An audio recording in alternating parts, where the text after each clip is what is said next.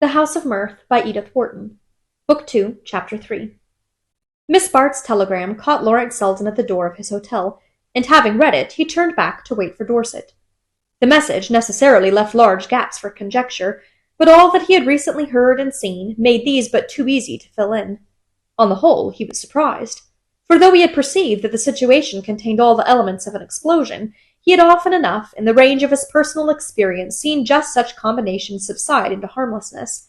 Still, Dorset's spasmodic temper and his wife's reckless disregard of appearances gave the situation a peculiar insecurity, and it was less from the sense of any special relation to the case than from a purely professional zeal that Selden resolved to guide the pair to safety.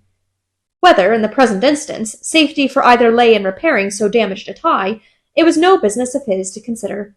He had only, on general principles, to think of averting a scandal, and his desire to avert it was increased by his fear of its involving Miss Bart. There was nothing specific in this apprehension. He merely wished to spare her the embarrassment of being ever so remotely connected with the public washing of the Dorset linen. How exhaustive and unpleasant such a process would be, he saw even more vividly after his 2 hours' talk with poor Dorset. If anything came out at all, it would be such a vast unpacking of accumulated moral rags as left him, after his visitor had gone, with the feeling that he must fling open the windows and have his room swept out. But nothing should come out, and happily for his side of the case, the dirty rags, however pieced together, could not, without considerable difficulty, be turned into a homogeneous grievance. The torn edges did not always fit. There were missing bits, there were disparities of size and colour, all of which it was naturally Selden's business to make the most of in putting them under his client's eye. But to a man in Dorset's mood, the completest demonstration could not carry conviction, and Selden saw that for the moment all he could do was to soothe and temporize, to offer sympathy and to counsel prudence. He let Dorset depart charged to the brim with the sense that till their next meeting he must maintain a strictly non-committal attitude, that, in short, his share in the game consisted for the present in looking on. Selden knew, however, that he could not long keep such violences in equilibrium, and he promised to meet Dorset the next morning at an hotel in Monte Carlo. Meanwhile, he counted not a little on the reaction of weakness and self-distrust that, in such natures, follows on every unwanted expenditure of moral force, and his telegraphic reply to Miss Bart consisted simply in the injunction, "Assume that everything is as usual." On this assumption, in fact, the early part of the following day was lived through. Dorset, as if in obedience to Lily's imperative bidding, had actually returned in time for a late dinner on the yacht. The repast had been the most difficult moment of the day. Dorset was sunk in one of the abysmal silences which so commonly followed on what his wife called his attacks, that it was easy, before the servants, to refer it to this cause. But Bertha herself seemed, perversely enough, little disposed to make use of this obvious means of protection. She simply left the brunt of the situation on her husband's hands, as if too absorbed in a grievance of her own to suspect that she might be the object of one herself. To Lily this attitude was the most ominous, because the most perplexing, element in the situation. As she tried to fan the weak flicker of talk to build up again and again the crumbling structure of appearances, her own attention was perpetually distracted by the question, what on earth can she be driving at? There was something positively exasperating in Bertha's attitude of isolated defiance. If only she would have given her friend a hint, they might still have worked together successfully. But how could Lily be of use while she was thus obstinately shut out from participation? To be of use was what she honestly wanted, and not for her own sake, but for the Dorsets. She had not thought of her own situation at all. She was simply engrossed in trying to put a little order in theirs. But the close of the short, dreary evening left her with a sense of effort hopelessly wasted. She had not tried to see Dorset alone. She had positively shrunk from a renewal of his confidences. It was Bertha whose confidence she sought, and who should as eagerly have invited her own, and Bertha, as if in the infatuation of self-destruction, was actually pushing away her rescuing hand. Lily, going to bed early, had left the couple to themselves, and it seemed part of the general mystery in which she moved that more than an hour should elapse before she heard Bertha walk down the silent passage and regain her room. The morrow, rising on an apparent continuance of the same conditions, revealed nothing of what had occurred between the confronted pair. One fact alone outwardly proclaimed the change they were all conspiring to ignore, and that was the non-appearance of Ned Silverton. No one referred to it, and this tacit avoidance of the subject kept it in the immediate foreground of consciousness. But there was another change, perceptible only to Lily, and that was that Dorset now avoided her almost as pointedly as his wife. Perhaps he was repenting his rash outpourings of the previous day, perhaps only trying in his clumsy way to conform to Selden's counsel to behave as usual. Such instructions no more make for easiness of attitude than the photographer's behest to look natural, and in a creature as unconscious as poor Dorset of the appearance he habitually presented, the struggle to maintain a pose was sure to result in queer contortions. It resulted, at any rate, in throwing Lily strangely on her own resources. She had learned, on leaving her room, that Mrs. Dorset was still invisible, and that Dorset had left the yacht early, and feeling too restless to remain alone, she too had herself ferried ashore. Straying toward the casino, she attached herself to a group of acquaintances from Nice, with whom she lunched, and in whose company she was returning to the rooms when she encountered Selden crossing the square.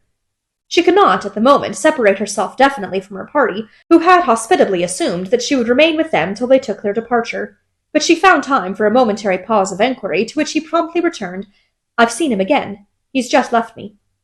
She waited before him anxiously. "Well, what has happened? What will happen?" "Nothing as yet, and nothing in the future, I think." "It's over, then? It's settled? You're sure?" He smiled. "Give me time. I'm not sure, but I'm a good deal surer." And with that she had to content herself, and hasten on to the expectant group on the steps. Selden had, in fact, given her the utmost measure of his sureness, had even stretched it a shade to meet the anxiety in her eyes, and now, as he turned away, strolling down the hill toward the station, that anxiety remained with him as the visible justification of his own. It was not, indeed, anything specific that he feared. There had been a literal truth in his declaration that he did not think anything would happen. What troubled him was that, though Dorset's attitude had perceptibly changed, the change was not clearly to be accounted for. It had certainly not been produced by Selden's arguments, or by the action of his own soberer reason. 5 minutes' talk sufficed to show that some alien influence had been at work, and that it had not so much subdued his resentment as weakened his will, so that he moved under it in a state of apathy, like a dangerous lunatic who has been drugged. Temporarily, no doubt, however exerted, it worked for the general safety. The question was how long it would last, and by what kind of reaction it was likely to be followed. On these points Selden could gain no light, for he saw that one effect of the transformation had been to shut him off from free communion with Dorset. The latter, indeed, was still moved by the irresistible desire to discuss his wrong, but, though he revolved about it with the same forlorn tenacity, Selden was aware that something always restrained him from full expression. His state was one to produce first weariness, and then impatience in his hearer, and when their talk was over, Selden began to feel that he had done his utmost, and might justifiably wash his hands at the sequel. It was in this mind that he had been making his way back to the station when Miss Bart crossed his path. But though, after his brief word with her, he kept mechanically on his course, he was conscious of a gradual change in his purpose.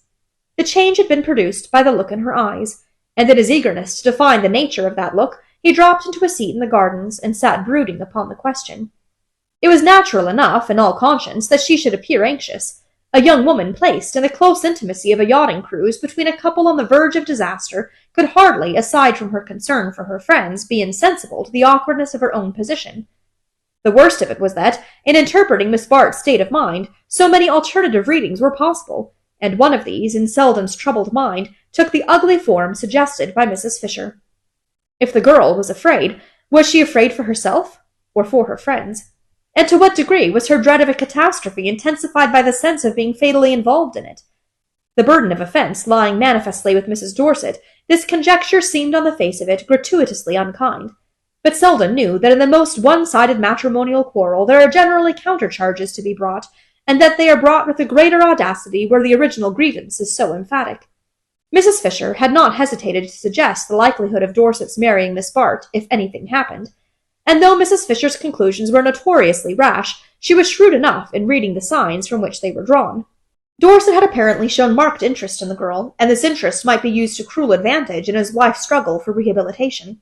Selden knew that Bertha would fight to the last round of powder. The rashness of her conduct was illogically combined with a cold determination to escape its consequences. She could be as unscrupulous in fighting for herself as she was reckless in courting danger, and whatever came to her hand at such moments was likely to be used as a defensive missile. He did not, as yet, see clearly just what course she was likely to take, but his perplexity increased his apprehension, and with it the sense that, before leaving, he must speak again with Miss Bart. Whatever her share in the situation, and he had always honestly tried to resist judging her by her surroundings, however free she might be from any personal connection with it, she would be better out of the way of a possible crash, and since she had appealed to him for help, it was clearly his business to tell her so. This decision at last brought him to his feet, and carried him back to the gambling rooms, within whose doors he had seen her disappearing. But a prolonged exploration of the crowd failed to put him on her traces.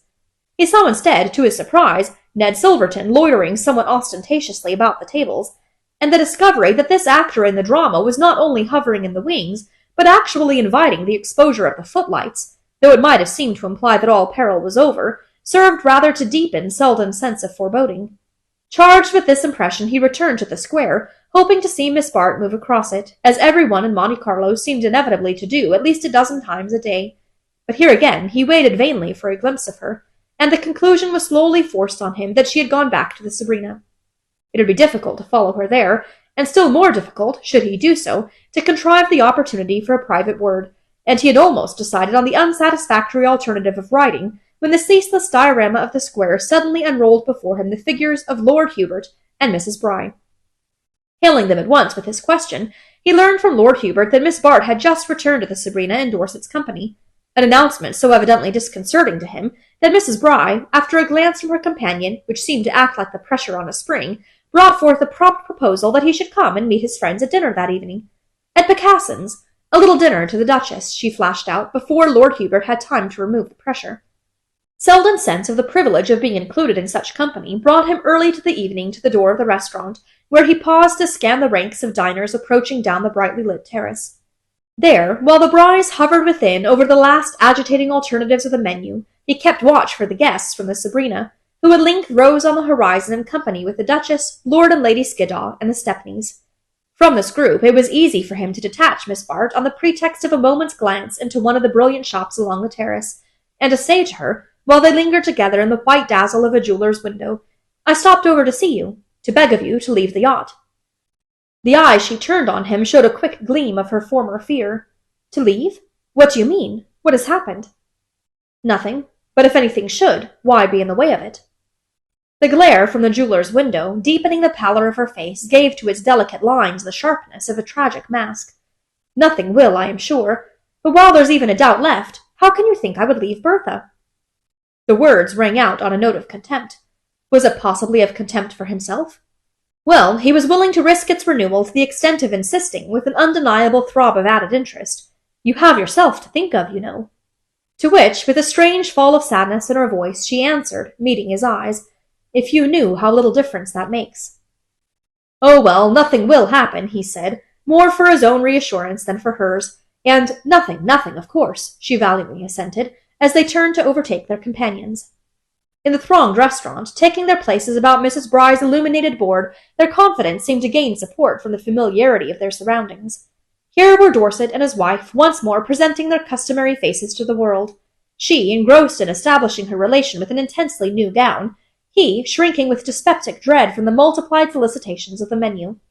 The mere fact that they thus showed themselves together, with the utmost openness the place afforded, seemed to declare beyond a doubt that their differences were composed. How this end had been attained was still matter for wonder, but it was clear that for the moment Miss Bart rested confidently in the result, and Selden tried to achieve the same view by telling himself that her opportunities for observation had been ampler than his own. Meanwhile, as the dinner advanced through a labyrinth of courses, in which it became clear that Mrs. Bry had occasionally broken away from Lord Hubert's restraining hand, Selden's general watchfulness began to lose itself in a particular study of Miss Bart. It was one of the days when she was so handsome that to be handsome was enough, and all the rest, her grace, her quickness, her social felicities, seemed the overflow of a bounteous nature. But what especially struck him was the way in which she detached herself, by 100 undefinable shades, from the persons who most abounded in her own style. It was in just such company, the fine flower and complete expression of the state she aspired to, that the differences came out with special poignancy, her grace cheapening the other women's smartness as her finely discriminated silences made their chatter dull. The strain of the last hours had restored to her face the deeper eloquence which Selden had lately missed in it, and the bravery of her words to him still fluttered in her voice and eyes. Yes, she was matchless. It was the one word for her, and he could give his admiration the freer play because so little personal feeling remained in it. His real detachment from her had taken place, not at the lurid moment of disenchantment, but now in the sober afterlight of discrimination, where he saw her definitely divided from him by the crudeness of a choice which seemed to deny the very differences he felt in her. It was before him again in its completeness, the choice in which he was content to rest, in the stupid costliness of the food and the showy dullness of the talk, in the freedom of speech which never arrived at wit, and the freedom of act which never made for romance. The strident setting of the restaurant in which their tables seemed set apart in a special glare of publicity, and the presence at it of little Dabham of the Riviera Notes emphasized the ideals of a world where conspicuousness passed for distinction, and the society column had become the roll of fame. It was as the immortalizer of such occasions that little Dabham, wedged in modest watchfulness between two brilliant neighbors, suddenly became the center of Selden's scrutiny. How much did he know of what was going on, and how much, for his purpose, was still worth finding out? His little eyes were like tentacles thrown out to catch the floating intimations with which, to Selden, the arid moment seemed thick. Then again it cleared to its normal emptiness, and he could see nothing in it for the journalist but leisure to note the elegance of the ladies' gowns. Mrs. Dorset's, in particular, challenged all the wealth of Mr. Dabham's vocabulary. It had surprises and subtleties worthy of what he would have called the literary style. At first, as Selden had noticed, it had been almost too preoccupying to its wearer, but now she was in full command of it, and was even producing her effects with unwonted freedom. Was she not, indeed, too free, too fluent for perfect naturalness? And was not Dorset, to whom his glance had passed by a natural transition, too jerkily wavering between the same extremes? Dorset, indeed, was always jerky, but it seemed to Selden that tonight each vibration swung him farther from his centre.